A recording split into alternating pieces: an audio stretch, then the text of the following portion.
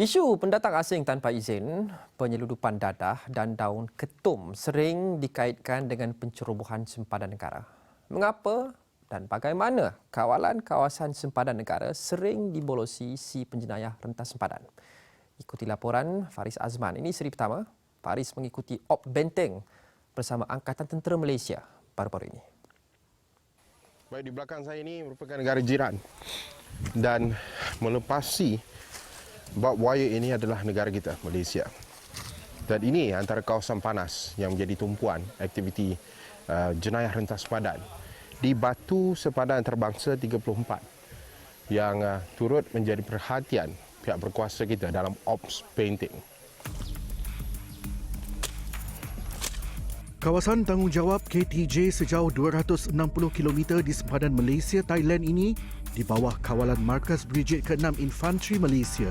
Setiap anggota akan melakukan rondaan di dua sektor iaitu Ops Bravo, Charlie dan Delta serta Ops Pagar. Selain rondaan berjalan kaki, aset ATM seperti motosikal, pacuan 4 roda serta drone turut digunakan. Kita di Markas 6 Brigade adalah mengawal selia kawasan operasi Optras untuk tentera darat yang anggota-anggota beroperasi daripada sempadan Bukit Kayu Hitam sehinggalah ke Weng sejauh 260 km lebih kurang macam tu. Apa yang kita buat di sini, kita meronda, kita mendirikan pos-pos pendengaran, penglihatan malam, siang, hujan, panas. Kita terus beroperasi. Dan juga kita mengatur gerakkan kita punya drone, kita punya radar untuk mengawasi sempadan perbatasan di antara Malaysia dan negara sahabat. Dalam tempoh beberapa bulan sahaja, lebih daripada 20 lorong tikus berjaya dikesan anggota 6 Brigade. Malah, 14 rampasan daun ketum bernilai 1.44 juta ringgit telah dilakukan serta seorang parti dan seorang orang awam berkaitan penyeludupan pula berjaya ditahan. Penyeludupan ini sangat licik. Mereka menggunakan, saya jangka menggunakan rangkaian yang besar yang melibatkan penduduk-penduduk tempatan kita dan penduduk-penduduk tempatan di sebelah negara sahabat.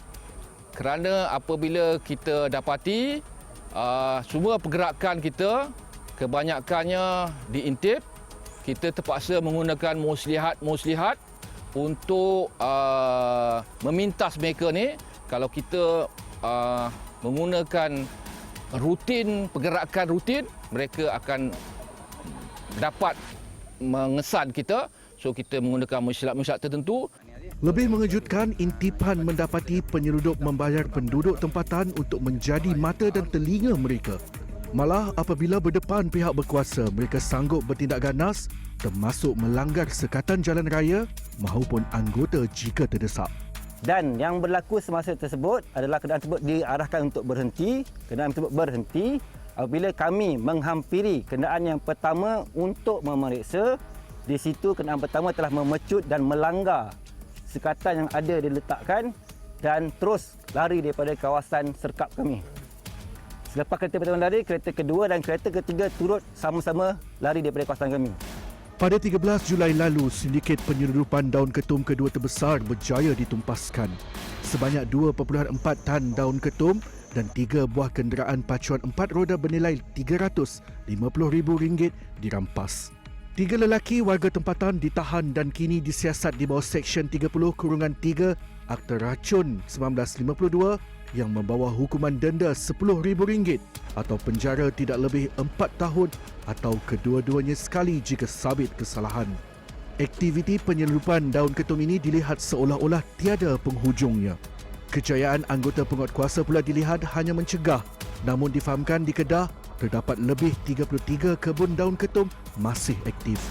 Timbul persoalan, apakah sudah tiba masanya undang-undang yang lebih ketat diwujudkan?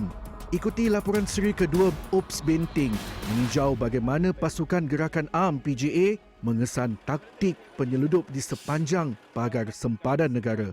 Faris Azman untuk Astro Awani.